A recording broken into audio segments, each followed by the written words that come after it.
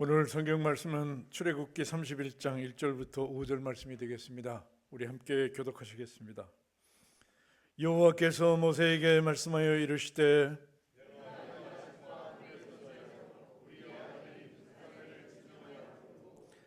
하나님의 영을 그에게 충만하게 하여 지혜와 총명과 지식과 여러 재주로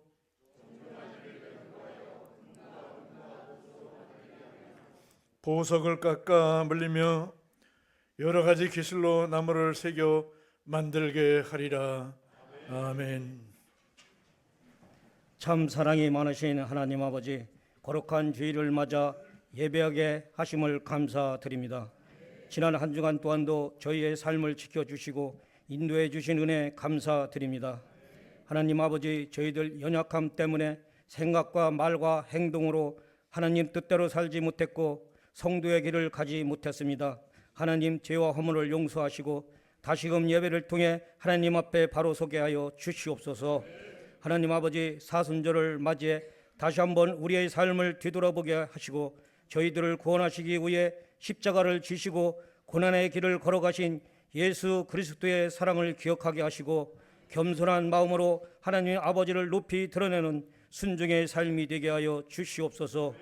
하나님 아버지, 변하는 계절 속에 봄을 맞이해 모든 만물이 새싹이 돋아나는 것처럼 움츠렸던 우리의 마음도 새롭게 변화받아 주님과 함께 온전한 믿음이 더욱 견고히 서가는 성도의 삶이 되게 하여 주시옵소서. 하나님 아버지, 세상 걱정 근심 속에 세상 일을 하다 보면 결국 남는 것은 허무함과 허탈함과 헛된 것뿐이니 세상 모든 일이 유익이 없다는 것을 깨닫게 하시고 오직 예수 믿음만이 우리의 영원한 안식처임을 깨닫게 하여 주시옵소서. 하나님 아버지, 매일 반복되는 삶 속에 어렵고 힘든 상황 속에서도 땅에 매이지 말고 오직 하늘에 소망을 두고 하나님 아버지만 의지하는 삶이 되게 하여 주시옵소서. 하나님 아버지, 단위에 세우신 목사님 영과 육이 강건하게 하시고 하나님의 권세와 능력에 충만케 하사 말씀 대언하실 때 우리의 영혼이 맑아지고 은혜의 예배가 되게 하시고 다니엘 같은 담대한 믿음으로 주님 안에 거하는 삶 속에 위로가 되고 참 평안이 되고 참 소망이 되는 삶이 되게 하여 주시옵소서. 하나님 아버지, 원치 않은 질병과 아픔 가운데 치료받고 있는 성도들을 기억하시고 하나님이 함께하사 치유되는 역사가 일어나게 하시고 지친 몸과 마음에 새 힘과 소망을 주셔서 회복되게 하여 주시옵소서. 하나님 아버지, 예배를 위해 차례 운행과 성가대와 헌신과 봉사로 분주히 움직이는 손길마다 주님의 사랑을 덧입게 하시고 영광 돌리는 손길이 되게 하여 주시옵소서. 살아서 역사하시는 예수님 이름으로 기도드리옵나이다. 아멘.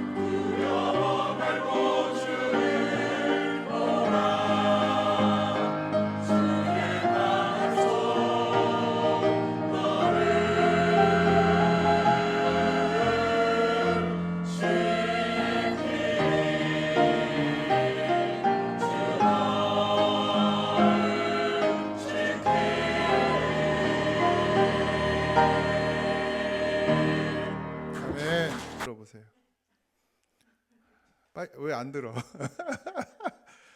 벌금 내 벌금. 교회 카페 애용하라 그랬는데 내 분명 다 가셨을 거야. 주중에 아무도 안 오시더라고요. 교회 와서 저희 커피 드세요. 괜히 또 나가서 아무리 백다방이 싸도 교회는 무료인데. 잘 이용하시고, 정 이렇게 공짜로 먹기가 좀 부담스럽다 그러면 커피 헌금 하시면 됩니다. 남의 교인이 한 명 딱 하고서 그 다음부터 안 했더라고요. 까먹으신 것 같아. 커피 헌금 열심히 하시고, 목사 안수를 받게 되면 목사가 되죠. 그러나 진짜 목사는 하나님께서 세우시는 것입니다.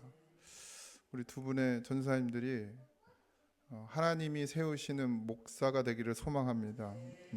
오늘 뭐 그 맥락과 같은 말씀을 제가 전하게 되는데, 중요한 건 그거죠. 하나님이 인정하시는 것이냐.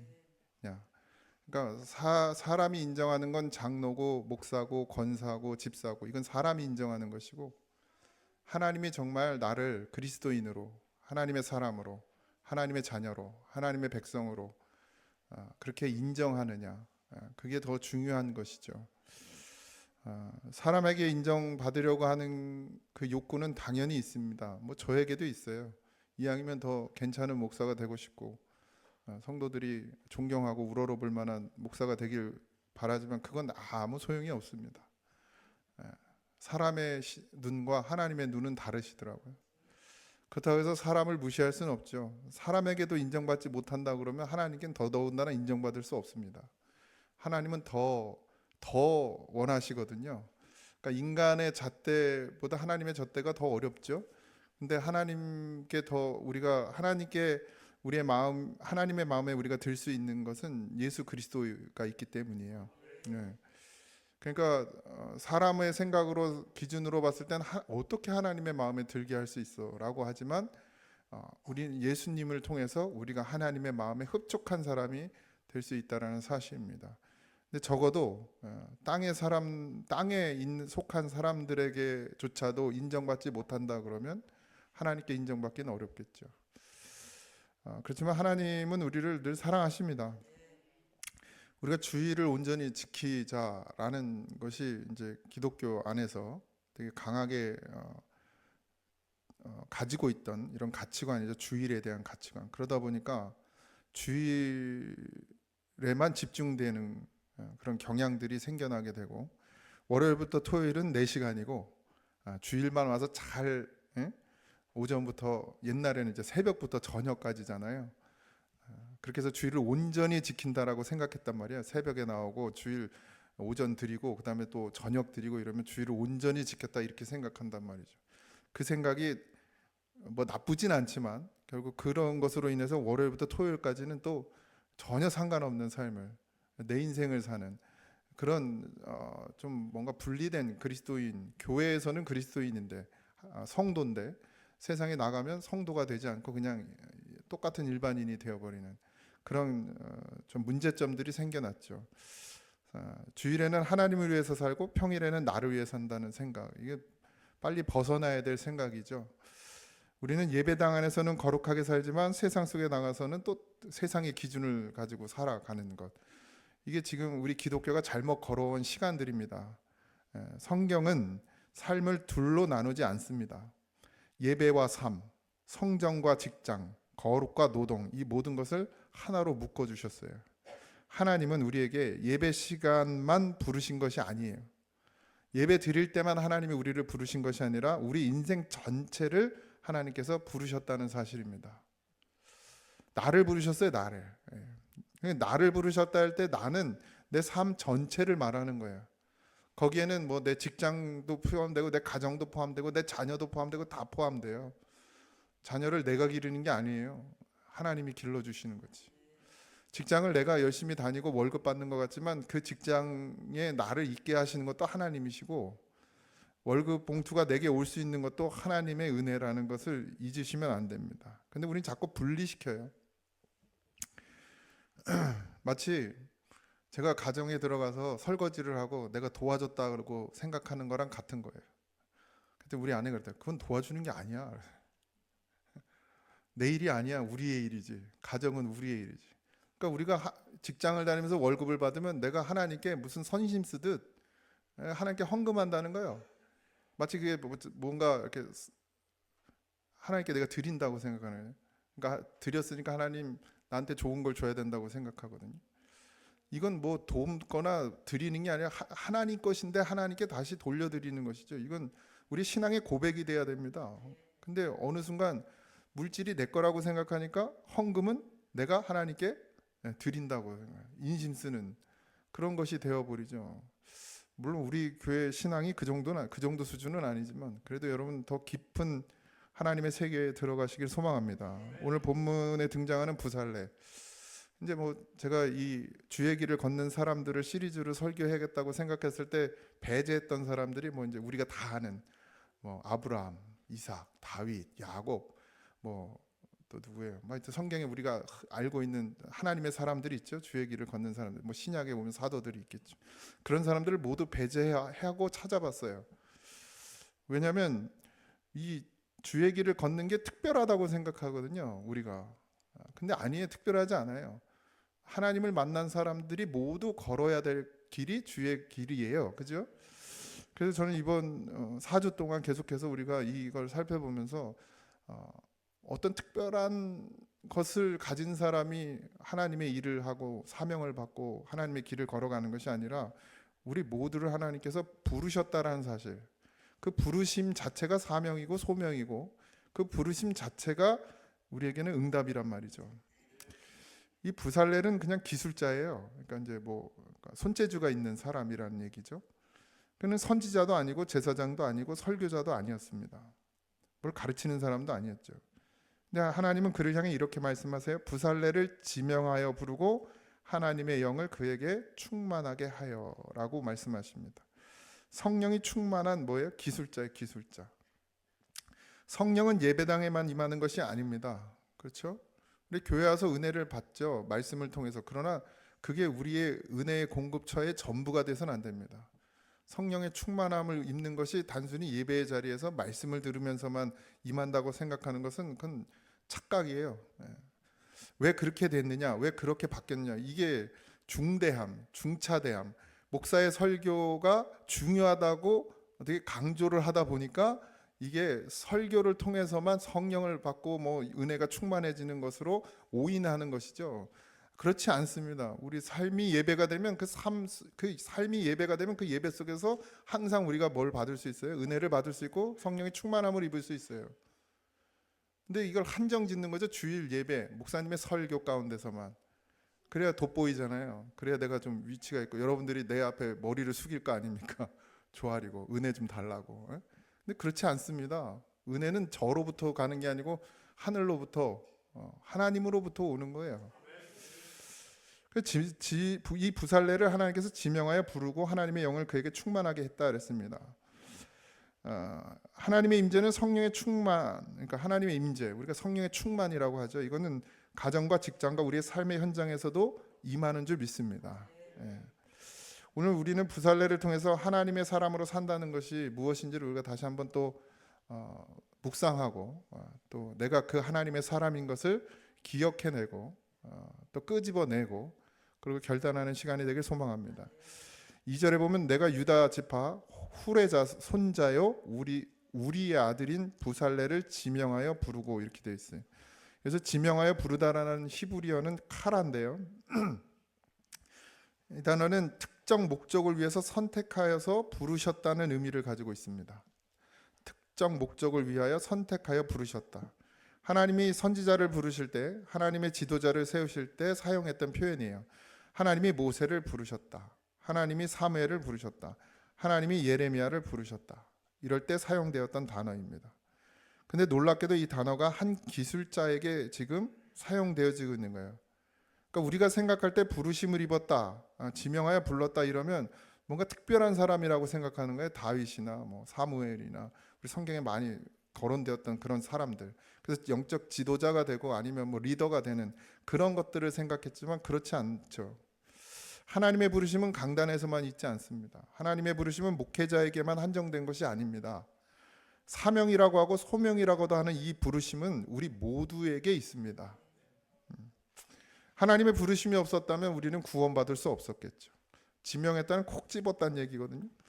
하나님께서 지명해서 우리를 부르셔서 우리를 뭐 하셨어요? 하나님의 사람, 그리스도인으로. 그리스도인은 구원받은 사람이란 말이에요. 그렇게 부르셨어요. 모세나 사무엘이나 예레미야를 부르셔서 삶의 자리를 옮겼죠. 그러니까 우리가 알고 있는 성경의 많은 사람들 중에 그들은 원래 그렇지 않은 사람이었는데 하나님께서 모세를 불러다가 지도자로 세우셨고, 하나님이 사무엘을 불러다가 제사장을 삼으셨고, 예레미야를 데려다가 평범했던 예레미야를 데려다가 뭘 삼았어요? 예언자로 삼아 주셨단 말이에요. 그러니까 우리는 꼭 그래야 부르심을 입었다고 생각해요. 저도 지명해서 하나님이 소명을 주셔서 신학교를 갔지만, 그래서 목사가 됐지만 그것만의 부르심이 아니라는 것이죠. 우린 다 하나님의 부르심을 입었어요. 하나님의 부르심을 입은 그리스도인에게는 이제 직업은 단순히 생계 수단이 아니라 하나님의 부르심의 자리고 하나님의 뜻을 이루는 자리라는 거예요. 부살레는 그의 삶의 자리에서 하나님께서 부르셨어요. 그냥 기술자라는 그 자리에서 부르셨고, 그래서 부살레를 무슨 지도자를 삼거나 뭐 그의 인생을 바꾸신 것이 아니라 그 자리에서, 여전히 기술자라는 그 삶의 자리에서 그를 사용하셨습니다. 그러니까 우리가 부르심을 입었다는 것을 너무 특별하게만 생각하면 안 되죠. 누구나 다 부르심을 입었고, 하나님께서는 여러분들의 각자의 삶 가운데서 그 부르심을 통해서 하나님의 뜻을 지금 이루어 가고 계신다란 말이에요. 그러니까 이제 우리가 그 전에는 그냥 나에게 뭐 직장은 월급 받는, 열심히 일해서 돈 버는 그런 곳이었어요. 내 사업은 그냥 열심히 뭐 일해서 사업해서 돈 버는 게 전부였어요. 내 일은 뭐 농사를 짓든 뭐를 하든 그냥 돈을 벌어서 내 가정을 꾸려 나가고 그냥 인생을 살아가는 것으로 국한되었다면, 이제 우리가 하나님의 부르심을 입은 그리스도인은 이제 직장은 직장이 아니에요. 거기는 하나님이 나를 부르셔서 보내신 사역지란 말이에요. 선교지란 말이에요. 그리고 그곳에서 뭘 해야 되느냐? 하나님의 뜻을 이루는 곳이 되어야 된다. 그곳이. 네, 그게 바뀌십니까? 여러분들의 의식과. 전사님들도 여기에 사역자로 부임을 받았지만 스스로가 깨어지지 않고 스스로가 부서지지 않고 하나님을 만나지 못하면 여기는 그냥 월급 받아서 내 삶을 유지하는 직장일 뿐이에요. 전 그런 사역자가 되지 않길 바랍니다.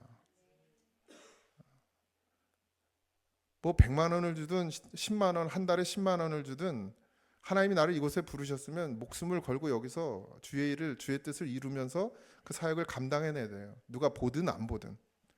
그러면 목사로 만들어지는 것이죠.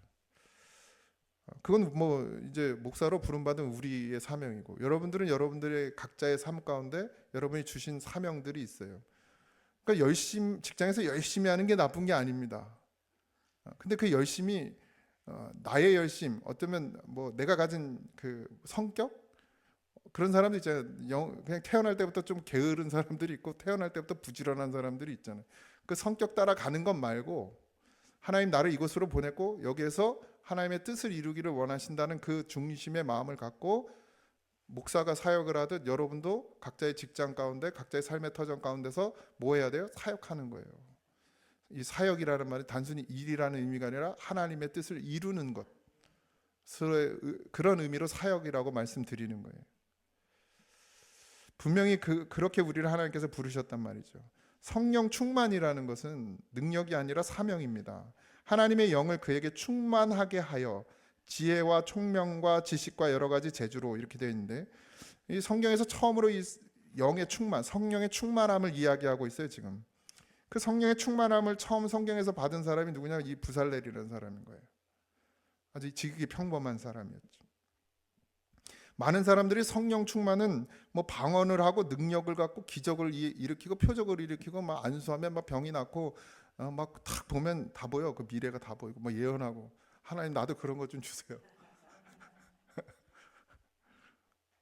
그러나 성경에서 보여주는 성령의 충만의 첫 번째 모습은 뭐냐면, 부살렐이 임한 성령의 충만은 그의 기술을 통해서 하나님의 뜻을 이루고 있는 거예요.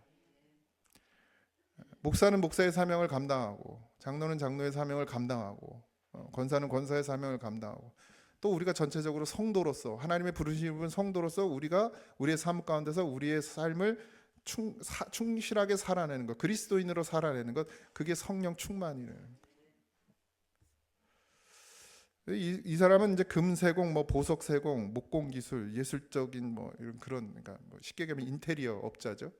근데 이제 그 당시에는 이제 성막을 안에 있는 인테리어니까 금은 보석 이런 것을 활용해서 그 성막 안에를 이제 인테리어 한 거 아닙니까? 하나님의 그 설계도에 따라서. 성령 충만은 단순히 종교적인 열정으로 만들어지는 것이 아닙니다. 하나님의 일을 감당할 수 있는 능력을 누구로부터 받는 거예요? 하나님께로부터 받는 거예요. 성령은 사람을 비현실적인 신앙으로 이끄는 것이 아닙니다. 아직도 장풍 쏘는 목사님들이 계시더라고. 줄 세워놓고 잘 넘어가더라고.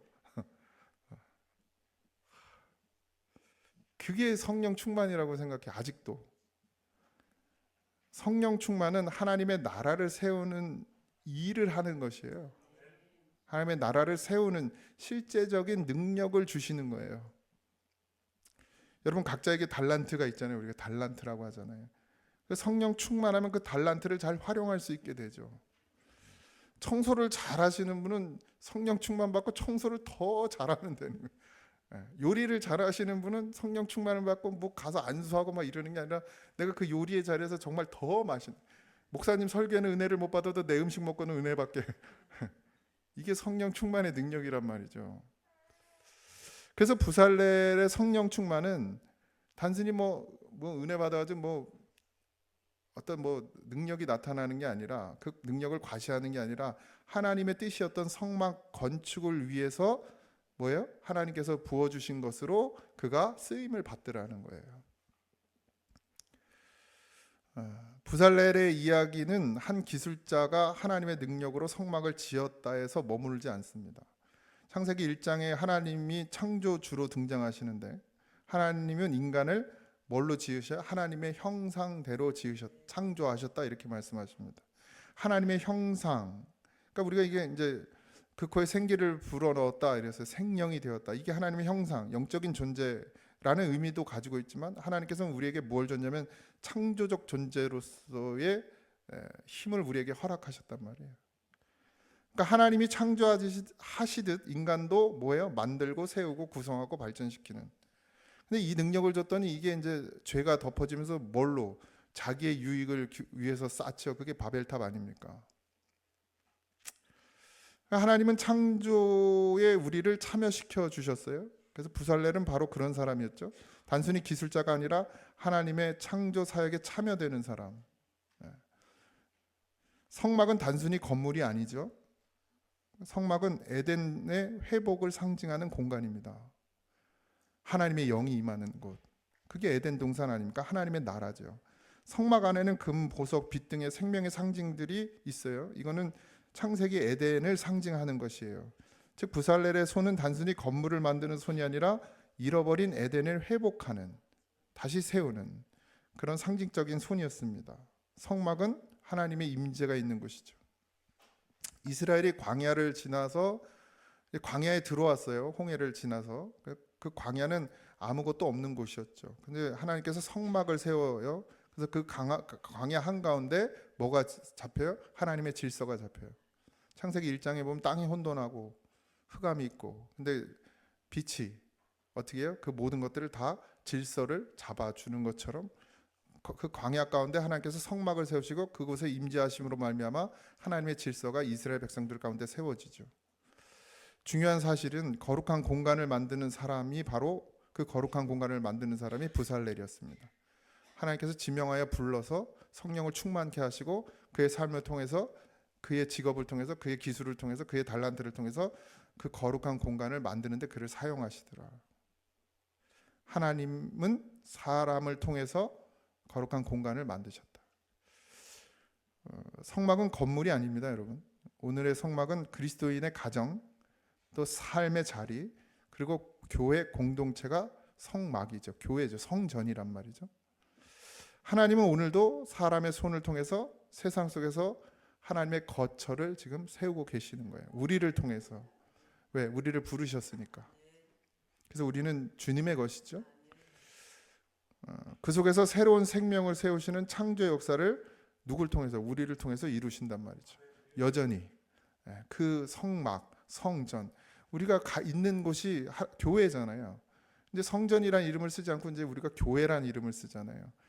단순히 건물의 교회가 아니라 우리가 어디에 있든지 무엇을 하든지 우리가 그리스도의 부르심을 입고 간 그곳이 뭐가 되는 거예요? 교회가 되는 것이죠.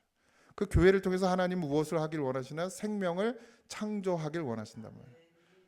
사망이에요, 흑암이에요, 혼돈이에요. 하나님이 없는 곳은 다 그렇죠. 하나님이 없는 사람은 다 그래요. 근데 우리가 그곳에 하나님이 보내시고 그곳에서 하나님의 나라를 이루게 하셨죠. 그래서 우리를 지명하여 부르셨어요. 그게 그리스도인이고 그게 성도란 말이죠. 그래서 우리가 그곳에서 성령의 충만함, 하나님의 성령의 충만함을 입게 하셔서 그곳으로 보냈고, 우리는 그곳에서 무엇을 하는 거예요? 하나님과 동일하게 생명을 창조하는 일, 그러니까 다시 살리시는, 새 생명을 주시는 일을 우리를 통해서 하나님께서 지금 감당해내고 계신다는 사실입니다. 우리의 삶의 자리, 우리의 직업, 우리의 환경, 이제는 우리가 이것을 단순히 돈을 버는 자리로 생각하면 안 됩니다. 돈 벌어서 아이들 학원 보내고, 돈 벌어서 집 사고, 돈 벌어서 차 사고, 돈 벌어서 아이들 대학 보내고, 돈 벌어서 아이들 장가 보내고, 그런 의미로 우리가 우리의 삶을 살아내면 안 돼요. 이제는 그것을 통해서, 나의 직업을 통해서, 나의 삶을 통해서 하나님이 내게 보내신 그 자리, 거기가 뭐예요? 생명의 샘이 솟아나도록 그렇게 하나님 우리를 부르셨다는 거예요. 근데 그렇게 살아내지 못하니까 우리가 어떻게 되는 거예요? 자꾸 떨어지는 거예요. 떨어져.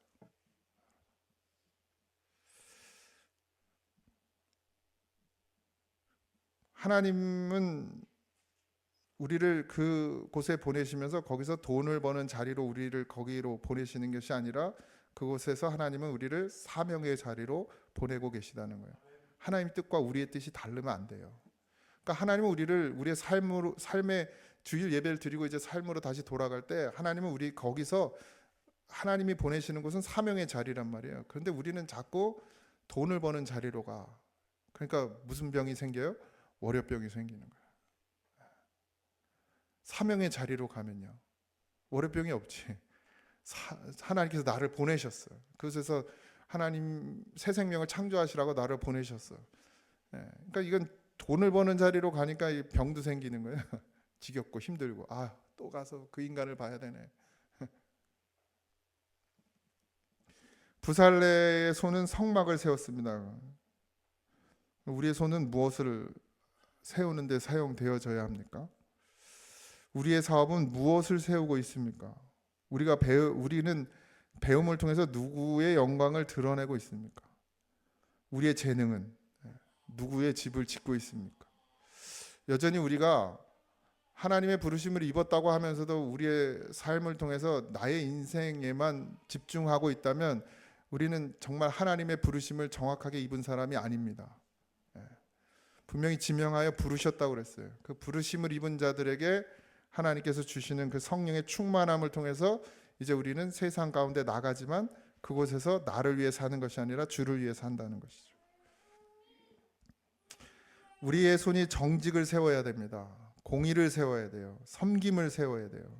하나님의 영광을 드러내면 그것이 바로 뭐가 되는 거예요? 교회가 되고 하나님의 나라가 되는 줄 믿습니다. 우리는 하나님께서 부살렐처럼 지명하여 불러서 성령을 충만케 하시고 각자의 삶의 현장으로 보내셔서 우리를 하나님의 나라를 세우는 건축가로 지금 사용하고 계시는 것이죠. 오늘 우리는 매우 치열한 시대를 살고 있습니다. 경쟁, 성과, 속도, 불안, 이런 압박 속에서 살고 있죠. 전 그게 제일 싫어요. 제일 싫어. 경쟁도 싫고 성과도 싫고. 여러분들은 저에게 그런 걸 바라실지 모르겠지만 아둥바둥 사는 게 제일 싫은 사람입니다. 그래서 내가 다시는 안 하리라 하고 햄버거 집에서 유유자적하면서 살고 있던 사람이란 말이죠. 돈 버는 것도 싫고 어떻게 장사하면 어떻게 돼? 악착같이 해야 되잖아요. 전 주문이 밀리면 안 받아요. 죄송합니다. 50분 걸립니다. 이러고 끊어버려. 다음에 시키세요. 막 두세 개만 들어와도 막 정신이 없어. 그게 돈 버는 거하고는 전혀 상관없이 살았어요. 우리 아내가 인정하잖아요. 내가 1년 더 돈 벌어서 결혼하자니까 아무리 봐도 1년 뒤에도 똑같을 것 같다고. 그럴 정도로 제가 장사에 별로 관심이, 그냥 가게를 차려놓고 밥은 먹고 살아야 되니까 그냥 밥 먹는 정도, 이걸 해서 막 내가 막 부자가 되겠다, 집 뭐 아파트에서 이런 생각도 없었던 사람입니다. 돌아와서 사역을 하다 보니 여러 가지 그런 또 경쟁과 속도와 그런 불안 가운데 살게 되더라고요. 이것이 직장이라고 생각하거든요. 우리는 직장에 가면 당연히 그래야 된다 생각하고. 근데 여러분, 성경은 우리에게 직장은 선교지라고 말합니다. 부살렐은 광야에서 성막을 세웠어요. 우리는 우리의 삶의 자리에서 하나님께서 성막을 세우는 사람들로 부르셨습니다. 그 나머지는 하나님께 맡기셔야 돼요. 내가 일하는 목적이 돈이 돼서는 안 됩니다.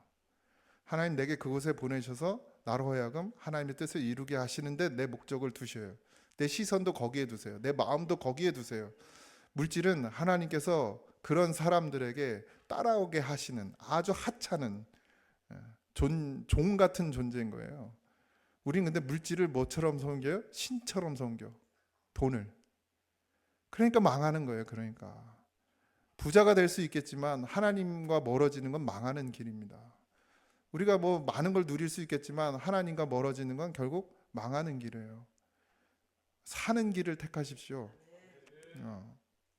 그곳에서 우리의 삶의 자리에서 하나님의 교회를 세우고 하나님의 나라를 세워가는 일을 감당하면 나머지는 하나님께서 채우신단 말이에요. 직장을 그만두라는 얘기가 아니라 그 직장 가운데서 내가 무엇을 해야 되는지를 분명히 발견하는 사람이 되십시오.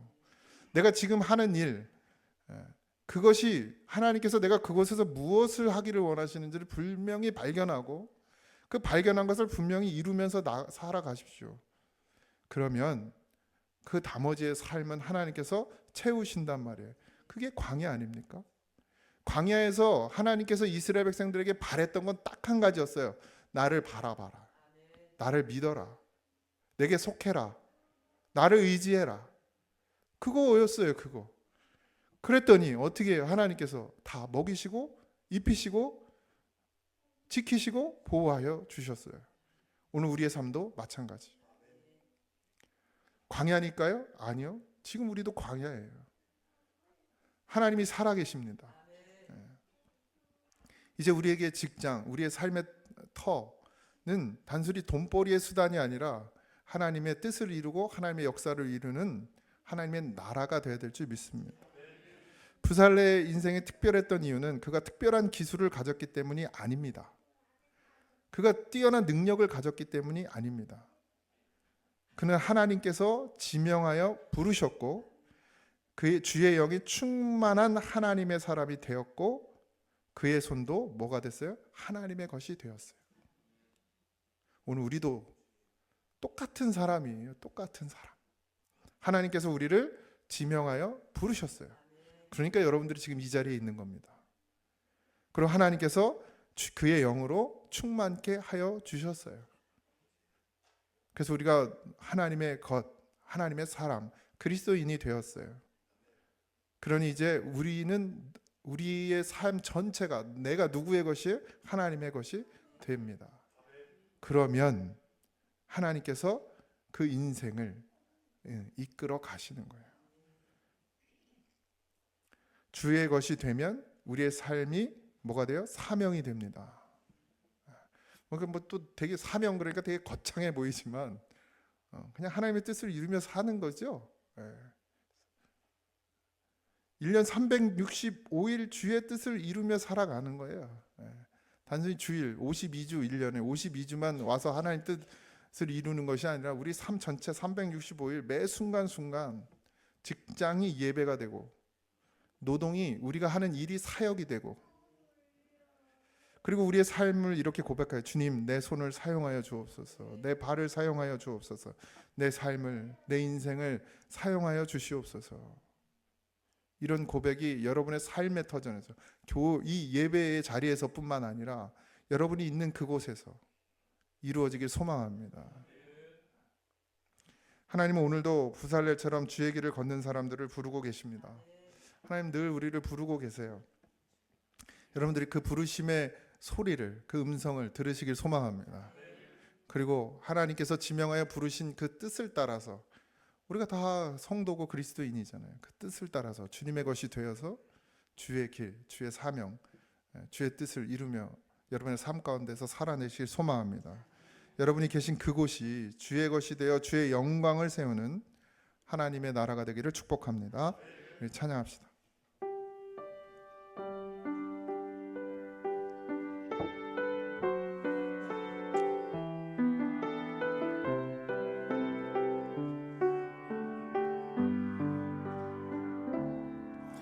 내가 주인 삼은 모든 것 내려놓고 내 주 되신 주 앞에 나가 내가 사랑했던 모든 것 내려놓고 주님만 사랑해. 내가 주인 삼은 모든 것 내려놓고 내 주 되신 주 앞에 나가 내가 사랑했던 모든 것 내려놓고 주님만 사랑해. 주 사랑 거친 풍랑에도 깊은 바다처럼 나를 잠잠케 해. 주 사랑 내 영혼의 반석 그 사랑 위에 서리. 주 사랑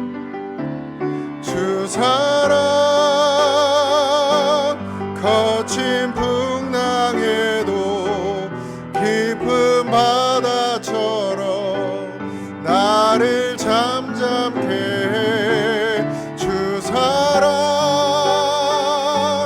내 영혼의 반석 그 사랑 위에 서리.